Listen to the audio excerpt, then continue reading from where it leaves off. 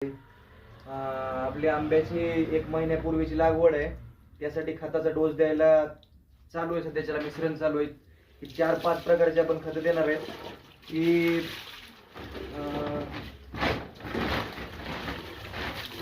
Potash आहे, ही मायक्रोन्यूट्रियन्स आहे. याच्यामध्ये 5 प्रकारचे खतं भेटतात. हे पोटॅश आहे, ही सिंगल सुपर फॉस्फेट आहे.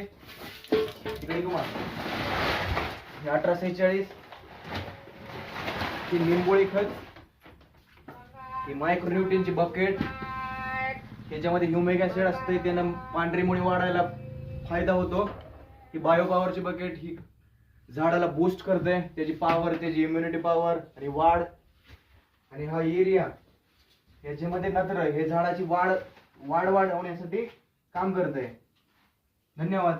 पोरांनी सकाळी मला खत कालवून दिलंय, सगळं मिक्स केलेलं आहे. आणि आता ह्याच्यात असं रिंगण मारून असं एक एक एक एक ग्लास टाकायला, असं बांगडी करून, आणि माती ढकलून घ्यायची आणि रेन पाईपानं झाडं भिजवायची, म्हणजे सगळं झाडाला खत मुरतंय. बघा, ही पद्धत घालण्याची खत बरोबर आहे का ती नक्की सांगा कमेंटमध्ये. आणि 1 महिन्यानं तुम्हाला झाडं दाखवते कशी दिसते ती खत घातल्यावर.